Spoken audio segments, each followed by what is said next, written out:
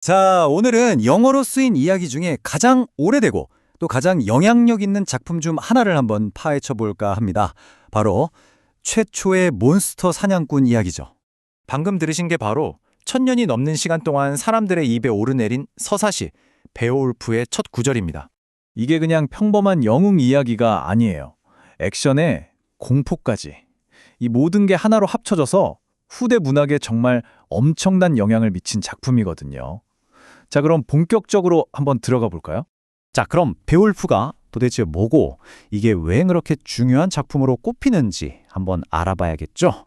한 번역가는 서문에서 베올프를 우리의 첫 위대한 서사시라고 불렀어요. 말 그대로 이 이야기는 아주 오래전 앵글로색슨 조상들이 살았던 세상을 생생하게 보여주거든요. 그들이 얼마나 전쟁과 바다 그리고 모험을 사랑했는지를 말이죠. 을의 위대한 영웅 이야기가 다 그렇잖아요. 이 이야기도 마찬가지로 아주 절박한 위기에 처한 한 왕국에서 시작됩니다. 이곳은 말이죠. 왕이 자기 전사들이랑 같이 잔치를 벌이고 또 공을 세운 사람들에게 반지나 보물을 나눠주는 그런 축하의 공견으로 지어진 거예요. 그러니까 이 미도울은 척박하고 힘든 세상 속에서 뭐랄까 따뜻함과 공동체의 상징 같은 거였죠. 말 그대로 왕국의 심장이나 다름없었다. 이렇게 생각하시면 딱 맞아요. 그런데 이 즐거운 노랫소리와 웃음소리가 근처 늪지대에 살던 아주 끔찍한 존재를 깨우고 맙니다. 바로 그렌델이라는 이름의 무시무시한 이방인을요. 이 그렌델은 성경에 나오는 최초의 살인자, 카인의 후손이라고 묘사되는데요. 연회장에서 들려오는 행복한 소리에 엄청난 분노를 느끼고 공포의 시대를 열어버립니다. 여기서 잠깐 이게 되게 흥미로운 부분인데 당시 앵글로색슨 사회에 기독교가 막 스며들기 시작했거든요. 그래서 이런 기독교적인 설정이랑 기존의 이교도 신화가 막 섞여 있는 걸 볼 수 있는 대목이죠. 그렇게 무려 12년입니다.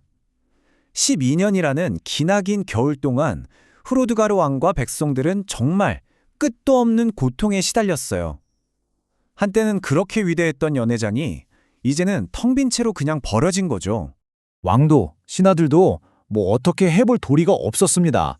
심지어 옛 신들한테 기도를 해봐도 아무 소용이 없었죠. 말 그대로 왕국 전체가 깊은 절망에 빠져버린 겁니다. 하지만 이 생명을 갉아먹는 듯한 고통에 대한 소문이 바다 건너 멀리까지 퍼져나가기 시작합니다. 그리고 마침내 기트족의 땅에서 한 젊은 영웅의 귀에 이 이야기가 들어가죠.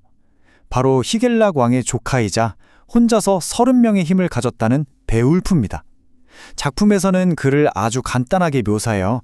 그냥 당대 최강의 영웅이라고요. 베울프는 이 비극을 끝낼 사람이 바로 닭의 자신이라고 확신합니다. 그래서 가장 뛰어난 전사 14명을 딱 뽑아서 배를 준비하고 곧장 바다를 건너 대인족의 땅으로 향하죠. 그리고 흐로드가르 왕 앞에 딱 서서 자신의 임무를 당당하게 밝힙니다. 물론 동료들도 이 위험한 임무를 끝까지 함께하기로 하고요. 그러니까 여기서 중요한 포인트는 이거예요.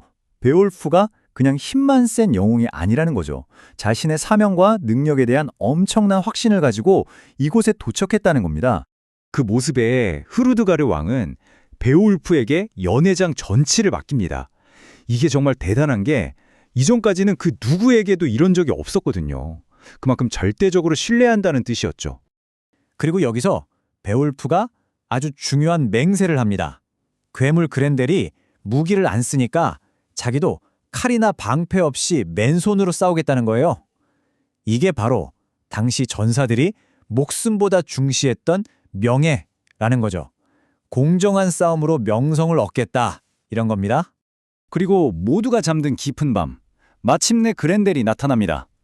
놈은 손으로 문을 그냥 확 뜯어버리고 들어와서는 자고 있던 전사 한 명을 낚아채서 순식간에 뼈까지 씹어 삼켜버려요. 자, 이제 다음 희생자를 향해 손을 뻗는 바로 그 순간 베올프가 그렌델의 팔을 낚아챕니다. 그건 그렌델이 평생 한 번도 경험해보지 못한 어마어마한 힘이었죠. 손가락이 우지끈거릴 정도였으니까요. 둘이 뒤엉켜 싸우면서 거대한 연회장이 막 통째로 흔들릴 정도였어요. 하지만 결국 베올프의 힘이 이겼습니다. 그는 그렌델의 팔 전체를 아예 어깨부터 통째로 뽑아버립니다. 정말 치명적인 상처였죠. 결국 괴물은 죽으려고 자기 굴이 있는 늪지대로 도망가 버렸고요. 베오울프는 그 승리의 증표로 뜯어낸 그랜들의 팔과 어깨를 연회장 지붕 아래에다 딱 걸어놓습니다.